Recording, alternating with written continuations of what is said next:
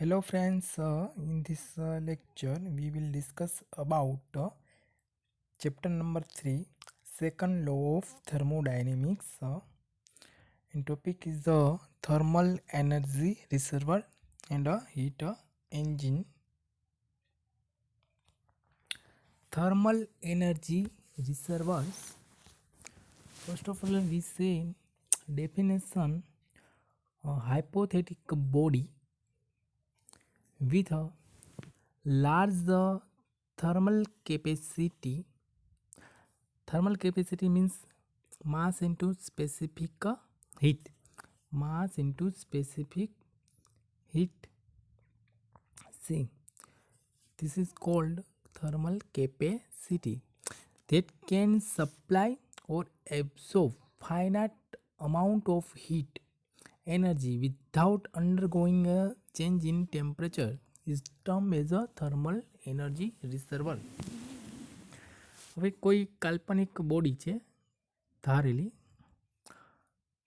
હવે એ બોડી છે ની થર્મલ કેપેસિટી છે ખૂબ વધુ છે.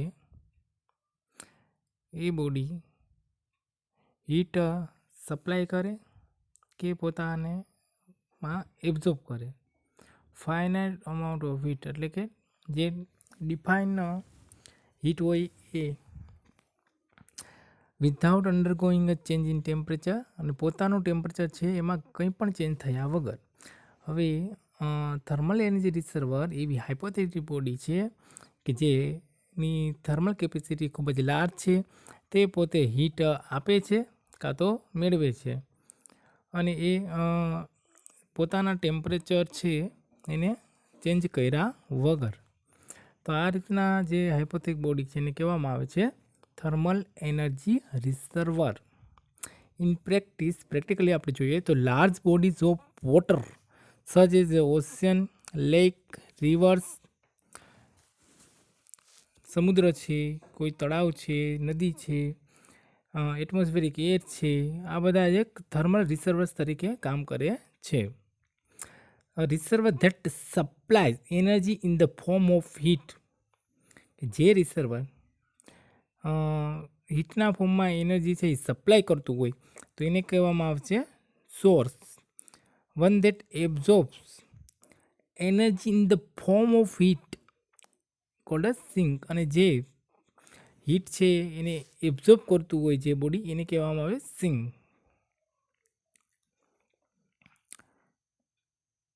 નેક્સ્ટ જોઈએ આપણે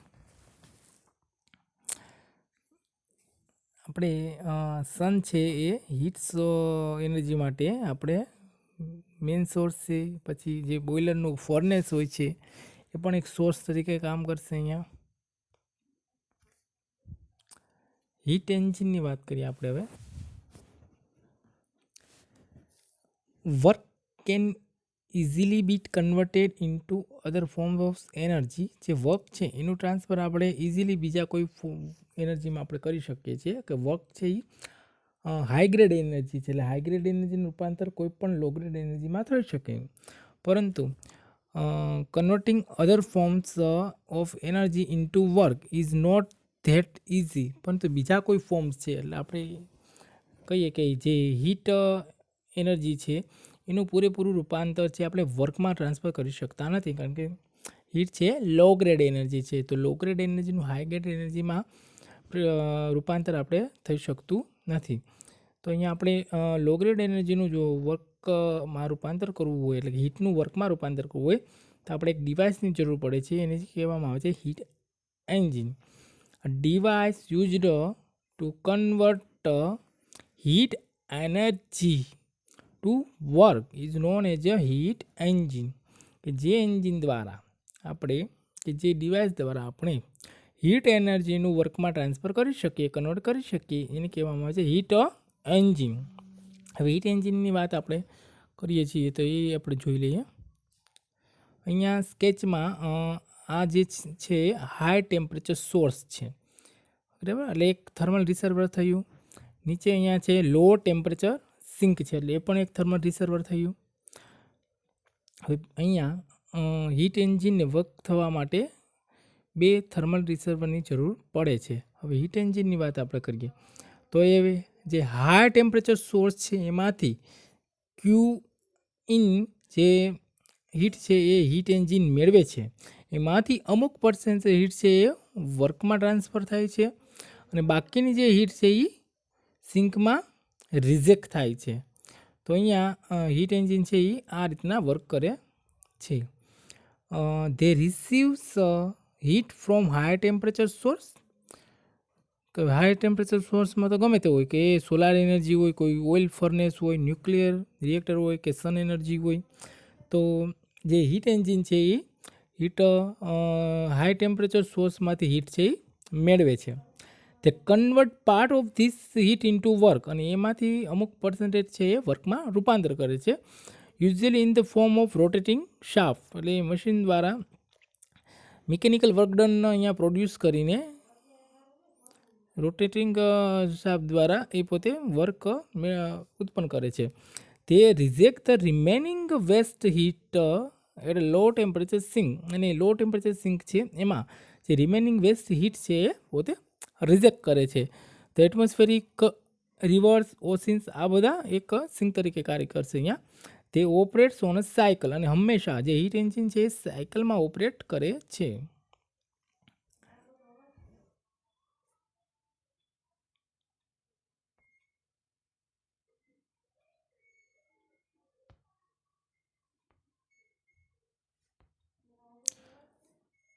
થર્મલ એનર્જીની આપણે વાત કરીએ એની, બરાબર.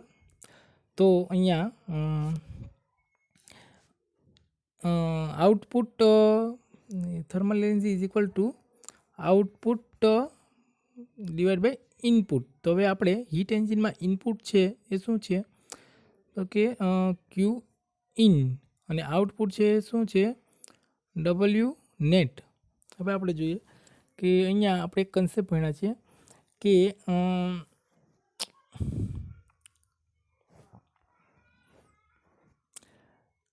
Q out is never zero, therefore Q net of heat engine is always less than Q in.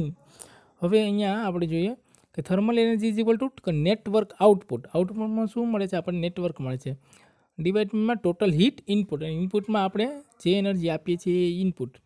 તો જોઈએ કે thermal energy is equal to W net divide by Q in. હવે W net is equal to શું થશે કે આપણે જોઈએ કે વર્કડન સિસ્ટમ દ્વારા થાય છે માટે એ પોઝિટિવ, બરાબર.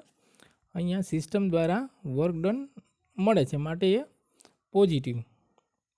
પછી અહીંયા સિસ્ટમમાં હીટ એન્જિનમાં અહીંયા ક્યુ ઇન અંદર આવે છે, મેળવે છે, એટલે ક્યુ જે ઇન છે એ પોઝિટિવ. પછી આપણે જોઈએ કે હીટ એન્જિન દ્વારા ક્યુ આઉટ જે હીટ છે એ ગુમાવે છે માટે ક્યુ આઉટ એ નેગેટિવ ઇઝ ઇક્વલ ટુ 0. હવે આ આપણે જોઈએ તો ડબલ્યુ બરાબર અહીંયા શું થશે, તો કે ડબલ્યુ બરાબર Q in minus Q out થશે. તો અહીંયા W net is equal to Q in minus Q out divide by Q in. હવે અહીંયા ક્યુ ઇન સેપરેટ કરીએ તો શું આવશે, 1 minus Q out divide by Q in. એટલે આપણને અહીંયા થર્મલ એનર્જીની ઇક્વેશન અહીંયા આપણને મળે છે, thermal efficiency is equal to 1 minus Q out divide by Q in.